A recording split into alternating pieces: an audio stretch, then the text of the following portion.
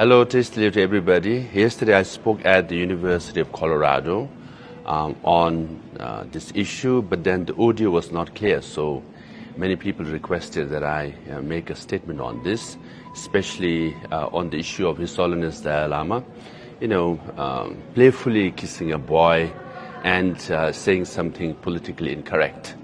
Those who know His Holiness the Dalai Lama, like Tibetans and Buddhists and people who have visited him and met him, will not see any story whatsoever in the story which is being shared and reported by major news media around the world. Number one, the incident happened in February 28. Why the news is going viral now after 5 weeks, that itself is a question. Number two, if you have met His Holiness Dalai Lama, having worked with him for 10 years, I've been with him in many public events. He is one playful person. For example, if there is an Indian security person with a beard, he will pull his beard. If you have a mustache, he will play with your mustache. Sometimes, he will pull his mustache down, I'm sure that person has spent many minutes, keeping it up. He pulls it down. And if you have a big head, he'll point your head and say, big head, So if you have a big nose, he will say, big nose, and he goes close and gives the New Zealand Maori greeting, of touching each other's nose.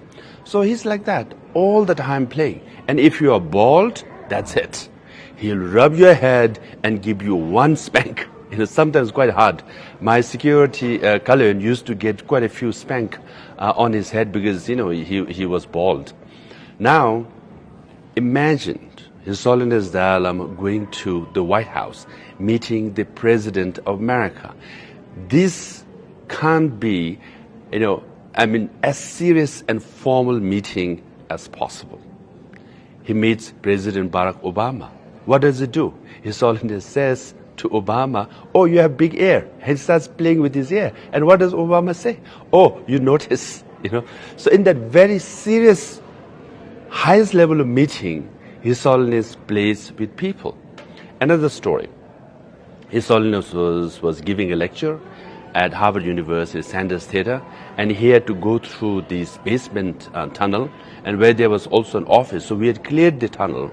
So as His Holiness was coming out, one lady from the office came out with the files, and she was busy moving forward. His Holiness ran and gave one slap, from the back to the lady. She turned around and looking, thinking, who the hell hit me, And His Holiness looked at her, smiled, and she also smiled. They both laughed and they hugged. They started walking. What did His Holiness tell this lady? He said, fat. Because this lady was, on, heavier side. She laughed, he laughed, they hugged, they walked towards the stairs, and he said goodbye to her, and she said goodbye to him. And she shared the story that His Holiness hit her, and she, he called her fat. Why the lady was not offended? Because His Holiness is sincere. He has no ill intention. He was very pure in his motivation. For example, myself, I got elected in 2011. In front of thousands of people, I think 50,000 people, His Holiness was giving a speech. At the end, he introduced me. He said, oh, now we have a new leader.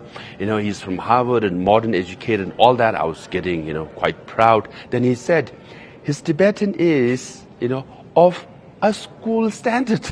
Can you imagine? I'm supposed to be a Tibetan leader, supposed to have oratory skills and Tibetan language. And then His Holiness just said, his standard of Tibetan is of a school kid. Everybody laughed, I was embarrassed, right?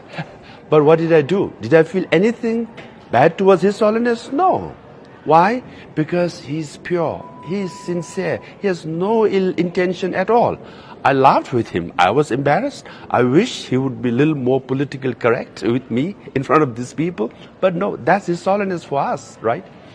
So, people should understand that if you watch the video with the boy, Tibetans will say, that boy is so lucky. He got a hug from His Holiness, and he also got a kiss, right? But then, from Western or others' perspective, I can understand it was politically incorrect. Then His Holiness office issued a statement, said sorry, to the boy and the family, anyone who was offended.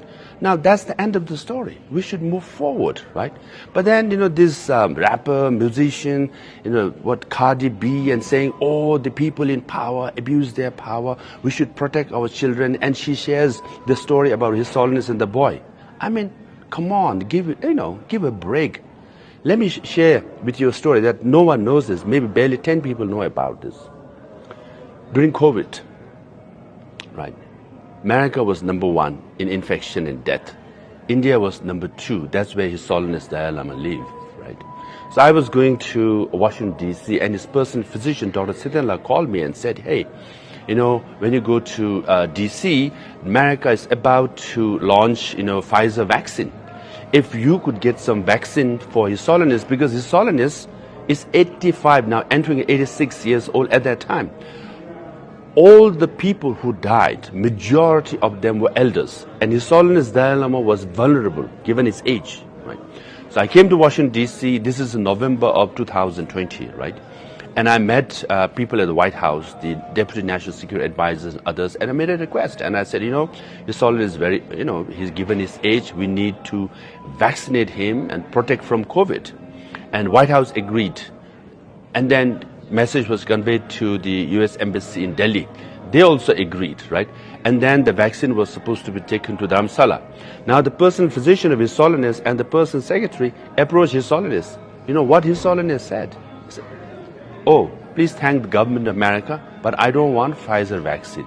Because 1.4 billion people in India, they don't have vaccine. And I see people here, ordinary people, they are